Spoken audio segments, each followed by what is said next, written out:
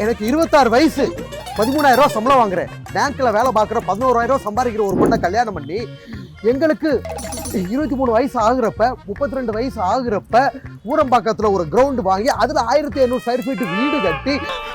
நீ இல்ல வாங்குற காசுக்கு மேல கூறாடா கொய்யா. என் பிள்ளைக்கு 23 வயசு ஆகும். அப்பா அவனை 15,000 ரூபாய் சம்பளம் வாங்குற ஒரு வேலையில நிறுத்தி அதுக்கப்புறம் அவனுக்கு 4 லட்சம் ரூபாய் செலவு பண்ணி கல்யாணம் பண்ணி எனக்கு 59 வயசு ஆகுறப்ப போடா கொய்யால காசாடா முக்கியம், கூவல் தான்டா முக்கியம். அதுவும் வித்தியாசமா கூவுறான்டா அவன்.